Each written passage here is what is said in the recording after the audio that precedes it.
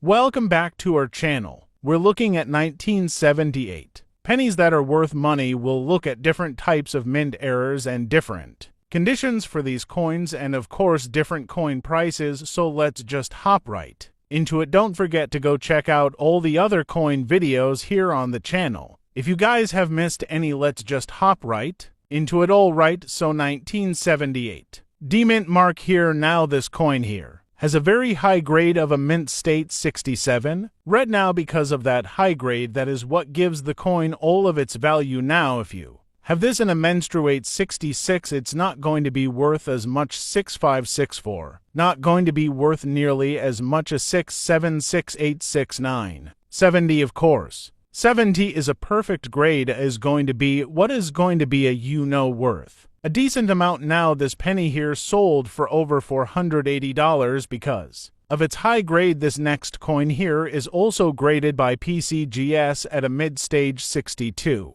Red in this case, and it has a mint error. It's got a 40 blockage here on the obverse of the coin, so pretty noticeable type of error. Of course, you don't need a coin microscope for anything like this. This penny error sold for around $125. Moving on to a 1978 D that has been double struck with the second strike being 65 off center. Of course, you can look for all centers, different types of off centers on all kinds of different coins, not just Lincoln cents. In this case, it was struck 65% off center, and this penny sold for over $130 as a result of that mint error. Now of 1978, the D-Mint mark, they produced over 4.2 billion of these coins, so they're not valuable in terms of how many they actually made, but stuff like this can give them a little bit of value. Now this is a 1978 no mint mark that has the obverse struck through a capped die. Of course, you can look for capped die coins, and not just on pennies, on quarters, all that stuff,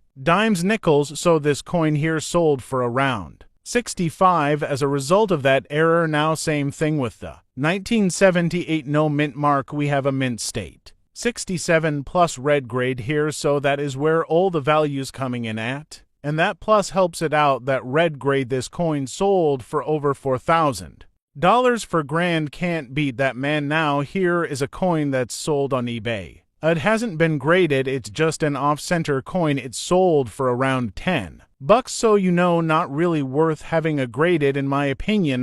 But here is another off-center that is graded 1978, a 30 off-center here in this case, and this penny sold for around $50, so again, I personally wouldn't have it graded in that condition. Now here is a 1978, again struck 15 off-center, and this coin sold for around $80, and then we got another 1978 off-center that was struck 45 off-center. This coin sold for over $100. Alright, I think we're done with the off-centers. Here's a 1978 UH double denomination, so we have a penny Lincoln cent design struck on a 10-cent coin. So we got a Lincoln cent design overstruck here on a Roosevelt dime. Very, very cool. This coin here sold for over $700. I absolutely love double denominations, and again for the no mint mark, they produced over 5.5 billion of those coins, so not rare in terms of how many they made. Now this is the proof coin, so it's the S-Mint mark 1978, created by PCGS at an absolute perfect grade. I proved 70. You cannot get any higher than 70. And it also has that deep cameo. This coin sold for over $4,000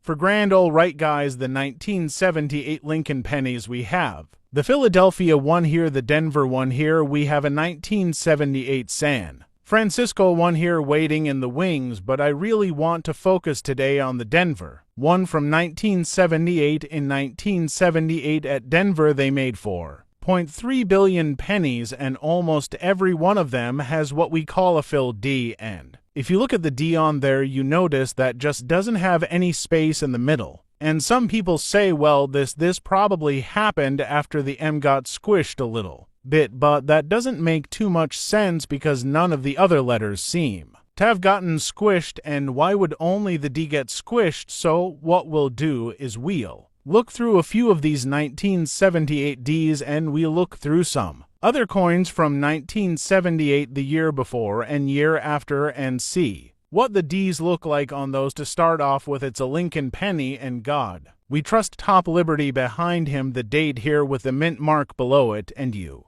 notice on this mint mark it actually goes at an angle, it kind of tilts to the right a little bit like it's tippy. Some of the mint marks, I'll show you, do that. Some of them go straight up and down, and some of them, the very rare ones, actually go back to the left. If we tip this coin up, we see that there are some initials underneath here, the VDB for Victor David Breener, the engraver of this coin. The back, we see that it's got some okay detail. This is United States of America at the top. High Zunum here, this is the Lincoln Memorial in Washington, D.C. You can't see much or Lincoln in there, and over here we're supposed to have initials FG for Frank Gasparro, but again those didn't come out very good. What happened in 1978 was in the process of making 4.3 billion of these. They had some were punches for the mint marks and some worn dies for the coins, and that's why you don't have very good detail on these coins, says one. -1 at the bottom, we tip it up. This is a bronze coin, 95% copper, 5% zinc. At the Philadelphia Mint 1978, they made even more. They made 5.6 billion, so they made over a billion more of these pennies. The best one they found so far at the Philadelphia Mint is a -868, and it's worth $7.750. What about the other letter from 1978? 1978, they had a San Francisco mint mark, and here's the S, and you notice that the S for 1978 is pretty messy. Also this kind of it's not a clear S, it's just a really lumpy kind of S. It's a San Francisco mint. In 1978, they made 3.1 million. They found 46 so far that are proof 70 deep cameo, and those are worth $4,500 each. The best one they found so far, the Denver Mint, is a -867 plus, and it's worth about $1,700, and that's because not only were the mint marks messy, but the whole rest of the coin was messy. In a lot of cases, you